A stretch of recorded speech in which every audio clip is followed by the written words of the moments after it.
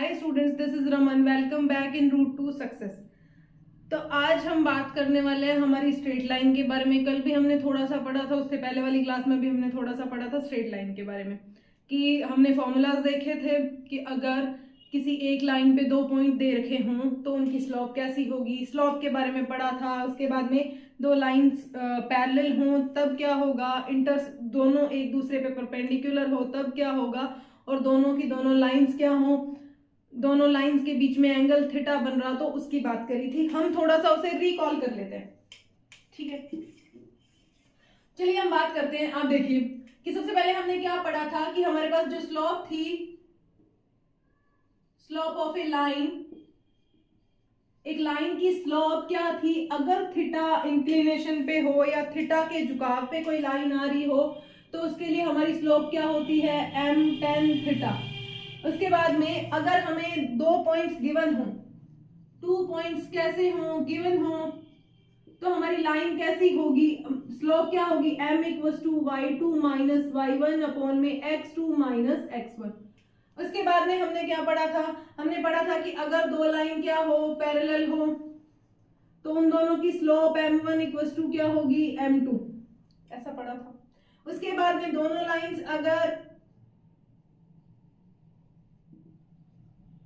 अगर दोनों लाइन एक दूसरे के परपेंडिकुलर हो तो हमारे दोनों स्लोप का जो प्रोडक्ट होता है वो किसके बराबर होता है, m1 into m2 equals to -1 के, या फिर हम इसे लिख सकते हैं m1 इंटू -1 बाय m2, कि एक लाइन की स्लोप दूसरी लाइन की स्लोप की रेसिप्रोकल होती है और क्या होती है, नेगेटिव होती है। उसके बाद में हमने पढ़ा था, किसकी बात करी थी, कि दो लाइंस के बीच में थीटा एंगल की बात करी तो tan थीटा। अब थीटा में भी तो दो टाइप पढ़े थे, एक थीटा किसमें पढ़ा, थीटा में पढ़ा था और एक फाई में पढ़ा था, लेकिन हमें फॉर्मूला तो एक ही चाहिए। तो हमारे पास थीटा के टाइम में वैल्यू कैसी आई थी, प्लस में आई थी, और फाई के टाइम में कैसी आई थी, नेगेटिव आई थी। लेकिन जब हम क्वेश्चंस करेंगे तो फॉर्मूला अप्लाई करेंगे तो हम लगाते हैं मोड, ठीक है। m2 माइनस m1 अपॉन में 1 प्लस m1 m2। मोड क्यों किया जाता है कि अगर इसके अंदर कोई भी वैल्यू आए, ठीक है, तो वो नेगेटिव की आती है तो मोड उसे अपने आप क्या कर देता है, पॉजिटिव कर देता है। यही हमने कल और परसों की क्लास में या फिर लास्ट दो वीडियोस में हमने ये सारा मैटर पढ़ा था। ये फॉर्मूलाज हमें याद रखने हैं। अब हम चलते हैं कुछ एग्जांपल्स या क्वेश्चंस पे। अब देखिए, अब हमारा एग्जाम्पल नंबर 2 दे रखा है 157 नंबर पेज पे 11th क्लास की बुक में। एग्जाम्पल नंबर 2, एग्जाम्पल नंबर 2 में क्या दे रखा है, एग्जाम्पल नंबर 2 में दे रखा है if the angle between two lines, कि अगर दोनों लाइंस के बीच में एंगल क्या हो, एंगल कैसा हो, π/4, थीटा की वैल्यू क्या हो, π/4 हो। ये हमें क्या है, गिवन है। इसके बाद में हमें बोला गया है कि slope of one line is 1/2, कि हमारे पास किसी एक लाइन की स्लोप हम लेट कर लेते हैं m1 की स्लोप क्या है, 1/2 है। अब हमें क्या बताना है, स्लोप ऑफ अदर लाइन, हमें किसी और लाइन की स्लोप बतानी है m2 की। तो m2 की स्लोप बताते हैं। चलिए तो हम इस पे बात करते हैं। अब आपके पास थीटा है, m1 है, m2 है, दो चीजें हैं, हमें कौन चाहिए, m2 चाहिए। तो आपके दिमाग में कौन सा फॉर्मूला आएगा, अगर दो लाइंस के बीच में बात कर रहा है, दो लाइंस के बीच में एंगल की बात कर रहा है, तो हमारे दिमाग में कौन सा फॉर्मूला आएगा, एंगल बिटवीन टू लाइंस, दो लाइन के बीच में कितना एंगल बन रहा है। तो हमने फॉर्मूला पढ़ा था किसके बराबर, tan theta equals to mod of m2 minus m1 by 1 plus m1 m2। अब देखिए आपके पास थीटा भी है, इसके बाद में आपके पास m2 m1 1 plus m1 m2, हमारे पास सारी की सारी वैल्यूज है। अब देखिए tan थीटा की वैल्यू क्या है, π/4 है। बस बेटा 2 मिनट। तो हमारे पास थीटा की वैल्यू क्या है, π/4 है, तो हम लिखेंगे tan π/4। तो हमारे पास थीटा की वैल्यू हम π/4 पुट करते हैं, तो हमारे पास देखिए m2 की वैल्यू कितनी आएगी, मिसिंग है तो हम एज इट इज रखेंगे m2 माइनस m1 की वैल्यू क्या है 1/2, ये लो, अपॉन में 1 प्लस m1 की वैल्यू हमारे पास क्या है 1/2 और m2 की वैल्यू हमारे पास नहीं है। चलिए अब हम इसे सॉल्व करते हैं। तो 10π/4 हमने क्लास 10th में भी पढ़ा है, ट्रिग्नोमेट्री में भी पढ़ा है कि 10π/4 क्या होता है 1 होता है। अब देखिए हमारे पास बचा क्या, mode of m2 minus 1/2 upon में 1 प्लस 1/2 m2। अब एलसीएम ले लीजिए, एलसीएम लेंगे तो 1 इक्वल्स टू मोड ऑफ, तो हमारे पास बचेगा 2m2 माइनस 1 अपॉन में 2, इसके अपॉन में आएगा 2 प्लस m2/2। अब देखिए अब ये क्या हो जाएगा, रेसिप्रोकल है, अब 2 से 2 चला जाएगा तो हमारे पास क्या बचेगा, हमारे पास बचेगा 1 equals to mod of 2m2 minus 1 upon में 2 प्लस m2। अब हमें देखना है, हमें मोड हटाना है। मोड कैसे हटेगा, मोड हटाएंगे तो हमारे पास दो केसेस बनेंगे। फर्स्ट तो केस बनेगा फर्स्ट और एक बनेगा केस सेकंड। अब देखिए फर्स्ट वाले में क्या हुआ, जब हम मोड हटाएंगे तो एक बार वैल्यू किसकी रहेगी, प्लस की रहेगी, एक बार किसकी रहेगी, माइनस की। तो हमारे पास रह जाएगा 1 equals to 2m2 minus 1 upon में 2 प्लस m2। सेकेंड केस में ये वैल्यू किसकी, जब हम मोड हटाते हैं तो हमारे पास जो रिजल्ट आता है ये किसका आता है, प्लस एंड माइनस का आता है।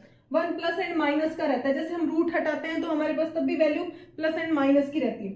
तो अब सेकेंड वाले केस में क्या होगा, हमारे पास value minus 2m2 minus 1 upon में 2 प्लस m2।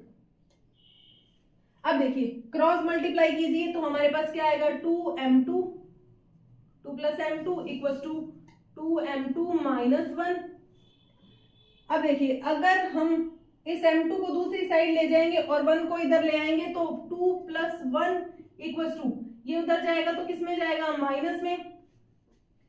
तो यहां से हमारे पास m2 की वैल्यू क्या आती है, 3 आती है,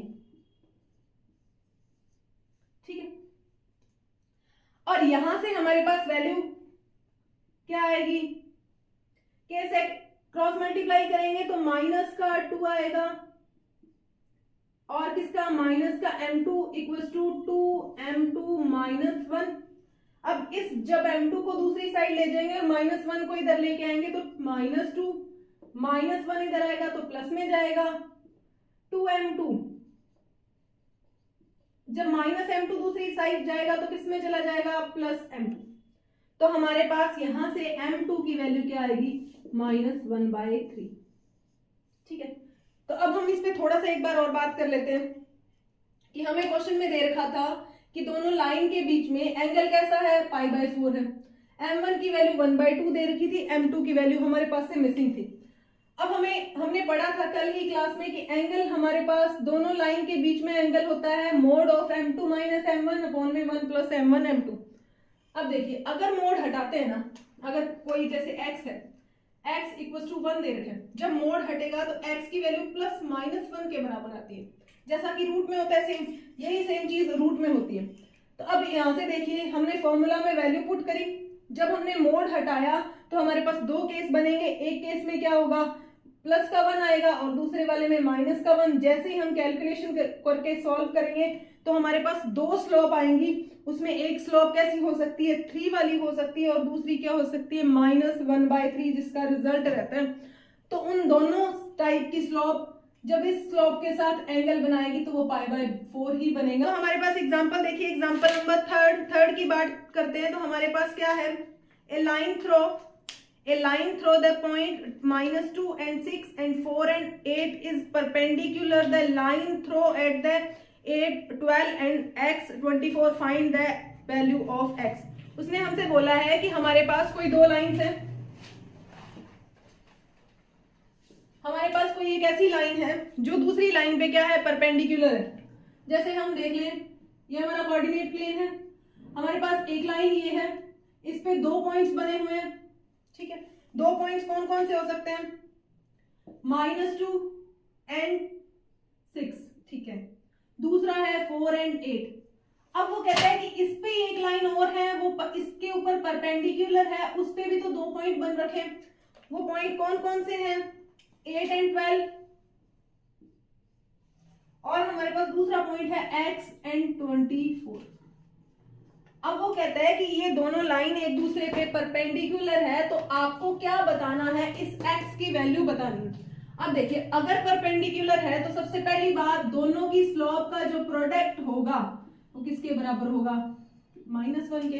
अब हम कौन सी लाइन? L1 है, ये हमारी क्या है? L2 है। तो अब हम सबसे पहले L2 की स्लोप फाइंड कर लेते हैं। L1 की find the slope of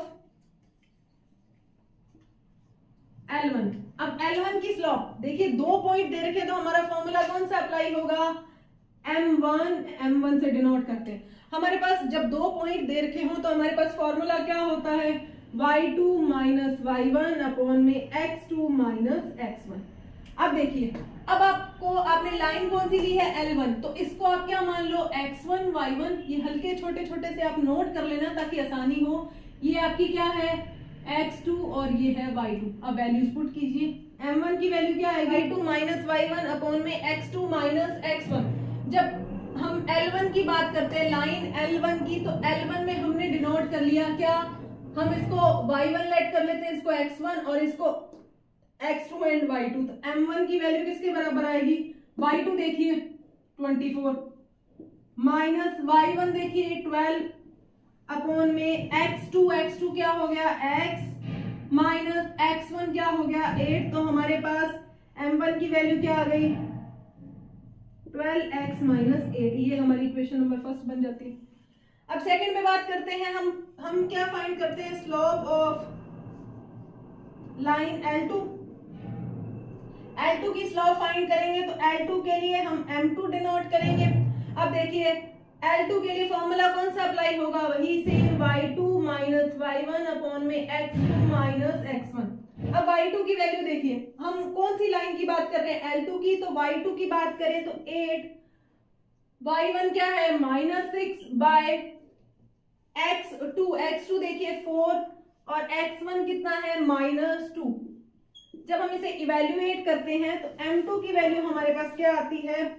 2 bye minus into minus किस में चला जाएगा? प्लस में। तो 4 + 2, तो m2 की वैल्यू आती है हमारे पास 2/6 या 1/3। हमारे पास m2 की वैल्यू आ गई। m1 की वैल्यू हमारे पास क्या दे रखी है? 12/x minus 8।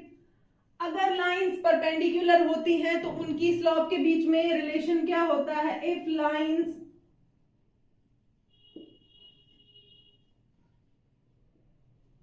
कि अगर लाइन परपेंडिकुलर है तो उन दोनों लाइंस की क्या स्लोप क्या होती है? उनका प्रोडक्ट m1 इंटू m2 किसके बराबर होगा? -1 के।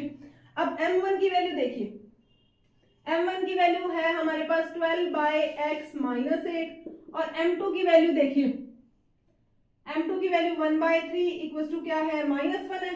अब देखिए 3 4 12 आ गया, तो हमारे पास क्या आया? 4/x minus 8 equal to -1। Cross multiply कर दीजिए, क्रॉस मल्टीप्लाई करेंगे तो हमारे पास क्या आएगा? 4 इक्वल टू -x माइनस 8। अब माइनस अंदर मल्टीप्लाई करेंगे, -x माइनस और माइनस प्लस का 8। अब इस x को इधर ले आइए, 4 को उधर ले जाइए, तो x इक्वल टू 8 माइनस 4, तो x की वैल्यू किसके बराबर आ जाएगी? 4 के बराबर आ जाएगी। कि हम सबसे पहले हम जानते हैं कि अगर लाइंस परपेंडिकुलर हों एक दूसरे पे तो उनकी स्लोप के बीच में रिलेशन क्या होता है? m1 into m2 equal to -1। अब हमने सबसे पहले m1 की वैल्यू फाइंड कर ली, लाइन L1 पे 2 पॉइंट दे रखे थे, फॉर्मूला अप्लाई किया, हमने m1 की वैल्यू फाइंड कर ली। फिर इसी तरह हमने m2 की वैल्यू फाइंड कर ली, दोनों को हमने इसमें पुट करा, तो लास्ट में हमारे पास किसका रिजल्ट आ गया? x का रिजल्ट आ गया। आज हमने दोनों एग्जाम्पल्स खत्म किए, कल हम बात करेंगे इसकी एक्सरसाइज के क्वेश्चंस पे, ठीक है? तो बाकी पे हम बात करते हैं नेक्स्ट लेक्चर में। Thank you.